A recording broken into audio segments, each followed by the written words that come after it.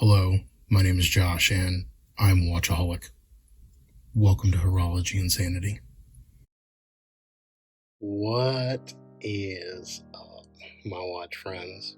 So, check this out. I have got a treat in today. And, well, as you can tell from the box in the background, today we're looking at a Laco. And I'm just going to let the cat out of the bag. This thing is amazing, and I now want one. Absolutely amazing. So I will explain all that to you here over the next couple of minutes, but here's what we're looking at. This Laco is on loan from my buddy Kevin over at Wrong Time Watch. So I'm going to link down to his channel and his video on this. I highly recommend giving him a sub, following along with his stuff. He's got a ton of watches and he's putting out great content. So be sure to check him out. Again, it's Wrong Time Watch here on YouTube. But he was nice enough to let me borrow this. And I'll be honest with you, when I first got the box, I didn't know what it was for. And I didn't even remember that he was going to let me borrow this. I'm guessing at some point he asked me and I said, sure, And so I just got this Laco in the mail and I'm like, what is this? So like anything else, I open it up and I start to fiddle with it and play with it. And I'm sitting here going, wait a second. This thing is amazing. And a little spoiler or teaser, but if y'all remember, I had a whole saga where I went through getting that Weiss, ultralight field watch that I loved. I loved everything about that watch. But in the end, if you know while watching those videos, I returned it. And it turns out that it's a small world because when I returned it, again, keeping in mind that it was new in box, everything like that, other than me filming it, right, and kind of checking it out, but it was unworn. I never put it on. It turns out that when I returned it, they fixed the buckle on it, which, let's take a look at this one. No chips on this one, but they fixed the buckle on it and it went to my buddy Clayton, which is awesome. It's fantastic. And he loves that watch. I think he's bonded with it and he's determined it as a keeper for him. And it turns out that the serial number that I ordered, we have the same birth year. And I had ordered that for the birth year. And so it works for him in that same regard. And so that worked out very, very well. But now we're looking at this one, this Laco, and I'm sitting here going, wait a second.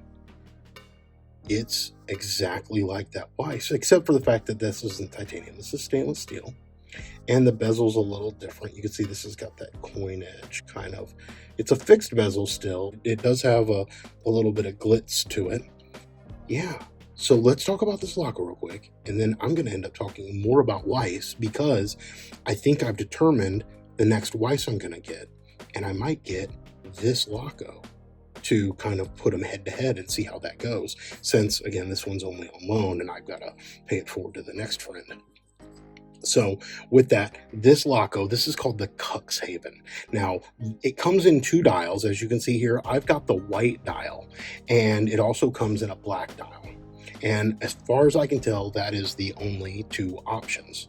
Now, they're calling this a navy watch, and because it's meant to be based on or a homage to the pocket watches that were on the U-1 submarine when I guess people were gifted these or issued these in the German military. I don't know. You will see, of course, that Laco is a German brand, and right here down at the bottom, it will say made in Germany. And if you want to ever talk about my thoughts on German watchmaking compared to the Swiss, I'll say this.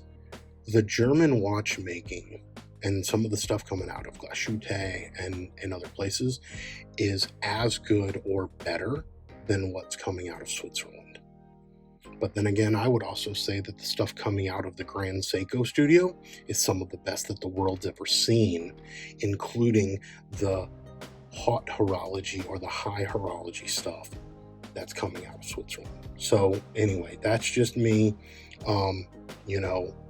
I'd also go, if you're going to go high horology, I think A. Longa and Zona is putting out stuff from Germany that in many ways is superior than what we've seen out of others in the Holy Trinity and some of those, Patek and AP and Vacheron. So not to downplay them, but to say they're not the only ones in the world putting out fantastic stuff. That's my take on it. But here we've got this watch made in Germany, and it's absolutely brilliant. So this movement, it's a hand wind movement, and it's based off of the ETA 6498-1, which, if you'll know from my Zelos, that's the movement that are in my Zelos Sky Raiders. It is a hand wind movement, and it's a larger watch, so it's 42.5 millimeters.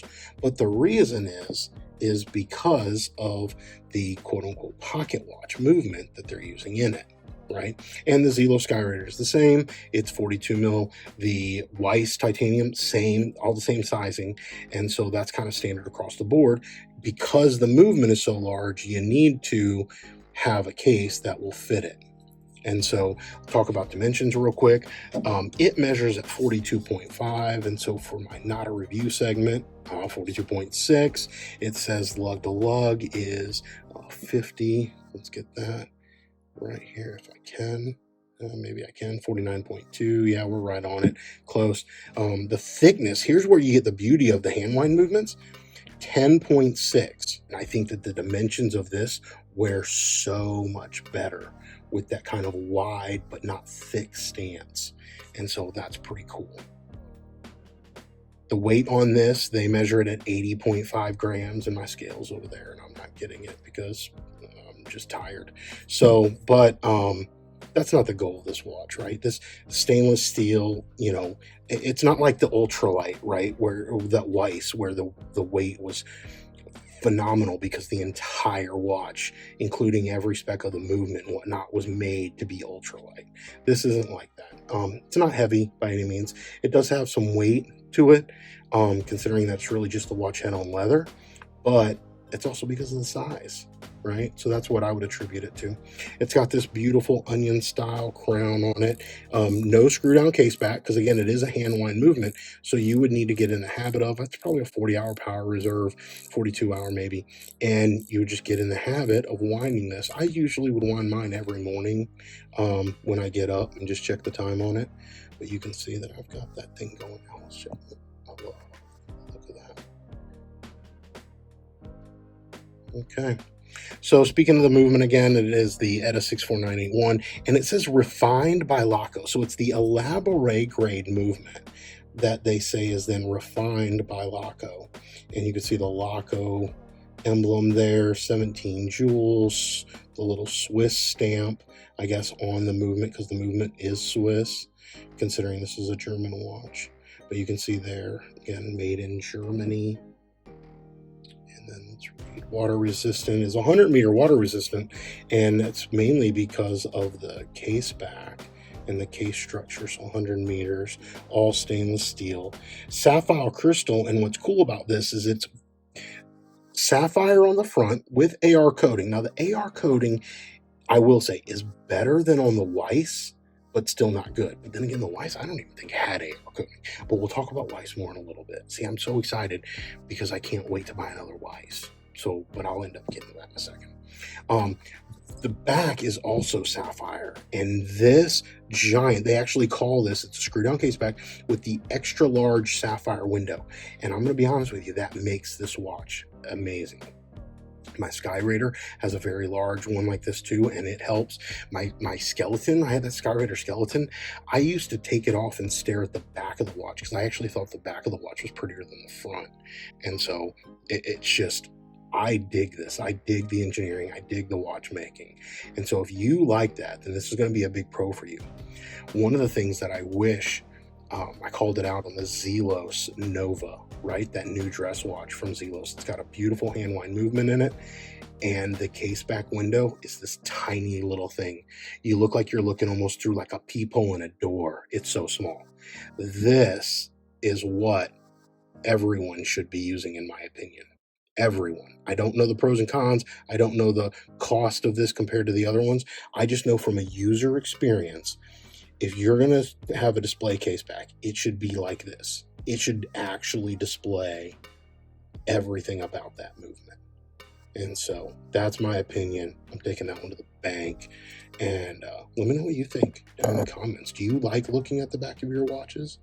Do you ever take yours off and just stare at this, or run? Do you try to wind it in this position so that you can watch it, right, and come to life? Yeah, I don't know. Maybe I'm weird. But anyway, you can see it's a pretty simple two-hand watch with a small seconds down at the 6. They call this dial white in enamel optic, and I don't know what that means, because I don't believe it's an enamel. Maybe it is enamel. I have another enamel watch, and my other enamel watch, it looks different. It's got a much more vibrant, glassy kind of look to it. So I don't know if this is truly enamel, or if they call it enamel optic, meaning it's supposed to look like enamel, but it is pretty cool. In fact, I think it looks better in person than it might even be coming across on camera, and that's with my studio lights. I'm looking through the camera viewfinder, and it's not as white as it looks in person. It's more white in person. It looks like it's coming across a little off-white in the camera. So anyway, take that one for what it's worth. Now, it does say that it's using C3 Super Luminova, and that's going to be my only con maybe for this watch. I wish it was using the PGW9, the blue lume. Not that this looks bad. It doesn't look bad. Let's do a lume shot real quick. Hold on. The lume is good. It really is. The application of the lume, I mean, you can read that. The hands are jumping off the dial.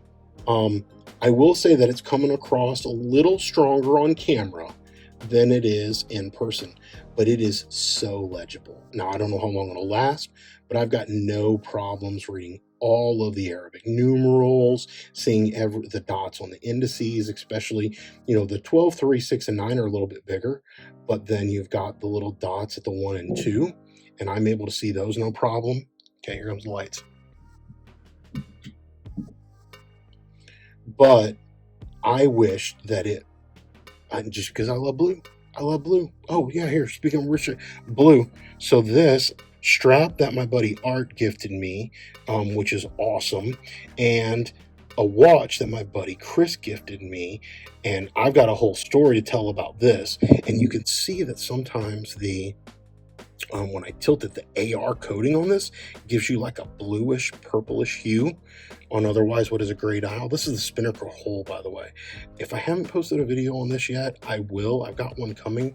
And then, of course, I need to talk about the beautiful saga of generosity where this ended up being a tour watch and then getting bought, sold, bought again, and then gifted to me because one of the groups something. It's just amazing. But anyway, so yeah, I love blue.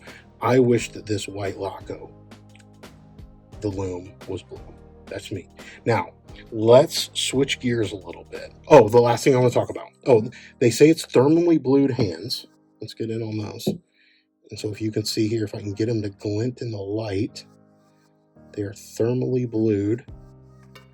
And that's another reason why I kind of wish the lume was blue, because the blued hands give it such a great accent that if it shined in blue, it would kind of look like the Helios and many others who use it, and I love it. Absolutely love it. Okay, so the last thing I want to talk about is this strap. So this is the Laco factory strap. You can see here, Laco, it's upside down. Handmade in Germany. It is a 22 mil strap, so I don't know why it says 2220. I don't know what the 20 is there for. It is a 22 mil strap.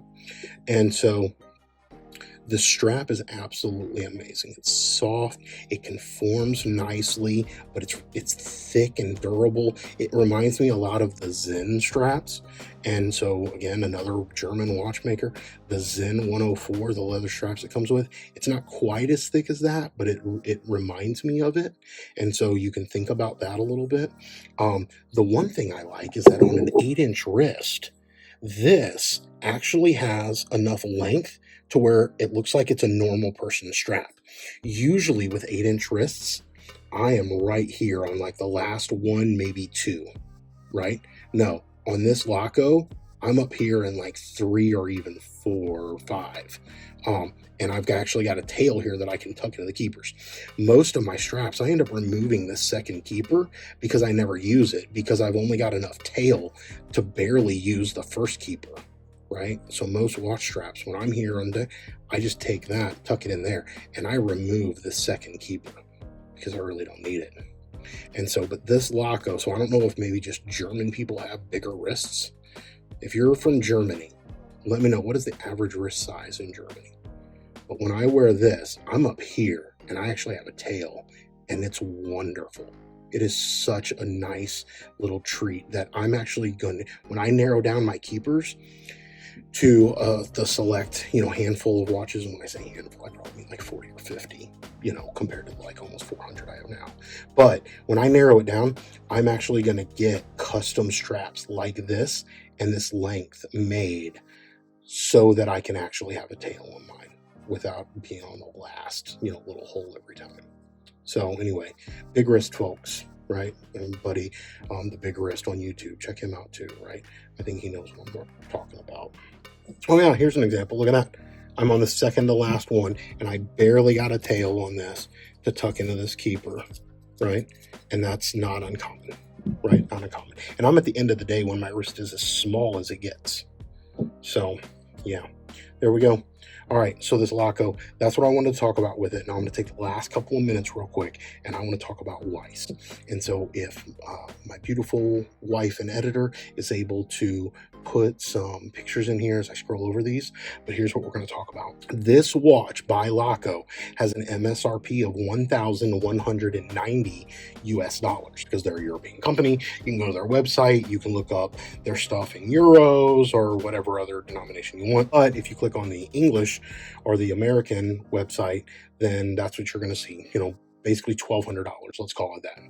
Now, what I want to do is I want to compare this to the Weiss 42 millimeter standard issue field watch. That has a baseline MSRP of $1,150. That's new from Weiss, right? And go watch my other series on that. Their customer service is amazing. I give Whitney all the credit in the world for kind of running the front of house the way that she does with the orders and everything, right? She is absolutely brilliant to work with. So we're looking at about the same price, right, for this or the Weiss. The Weiss, you can get the extra long Horween leather Cordovan leather strap, and that raises your price up to $1,270, so $1,270. But anyway, we're still in that $1,200 price range. But the Weiss comes with a blue dial. Now, I will say Weiss used to say on the dial Los Angeles, California, because that's where they're made and assembled. However, the most recent batch of dials does not have Los Angeles on the dial. So Weiss, if you're watching this, please put Los Angeles back on the dial. I know a bunch of people in the Facebook group and a couple of other people that I've seen were curious why you removed Los Angeles from the dial, because that was kind of I don't know, for those of us that are into Weiss watches, that's one of the things we appreciated, right? The fact that they're American made, or the fact that you guys are located in California. Now, it's because you're leaving LA, which in the mass exodus that's currently going on in the state of California, then I totally understand that. If you're doing like Joe Rogan and you're going to go set up shop somewhere else, then let us know where you're going, and we'd maybe like to see that on the dial. But nonetheless, right now, the 42 millimeter standard issue field watch, it does come in a blue dial. It's got white, black, like an ivory or some kind of off-white color, I think, and then blue. The blue looks to be the exact same blue that was on the ultralight, which I was a fan of. I loved that dial. And I am told that they have added the BGW9 blue lume to the Weiss watch, which is the one thing I would change about this Laco right here. And last, Weiss started putting AR coating on their sapphire crystals, which they needed to do. I'm a little shocked that that semi-expensive ultralight limited edition one didn't have it. What they've done is they've, I'm guessing, taken all the feedback that people had about that ultralight model and some of their previous models, and this new one that they're coming out with is all the improvements. Well, again, except for the fact that they removed Los Angeles from the dial. But other than that, it's everything that like we'd want in a watch. It's a hand wind. It's got the beautiful big old case back like this. It's screw down, but it's screw down in a different way. So it's not screw down like this. It's actually applied and has 4 screws in each corner. But it's got the giant case back window, similar movement. You can get it on the beautiful leather strap. You can get the XL strap, which I'm guessing is going to be very similar to this one in length. It's got a very similar aesthetic to it. It doesn't have, I think, the coin edge on the bezel like this. And I gotta check the crown. I will say Laco, that little bit of accent looks good on this Laco. And the onion crown, I love an onion crown. But yeah, I'm curious to maybe get one of those and set these side by side. So let me know what y'all think. Would you go Laco or would you go Weiss? And why? That's what I'm wondering. Here, let me put this over here. Let me see if I can put the Weiss on the other side. Yeah, which one of these would you go for? I'm leaning towards both, but I also have to be somewhat realistic in the fact that I'm trying to sell a bunch of watches and pare down to keepers. All right, well, with that, we'll call this one to a close. Thank you for watching, and until we talk again, please remember what really matters, and that's not watches. Keep the insanity sane, my friends.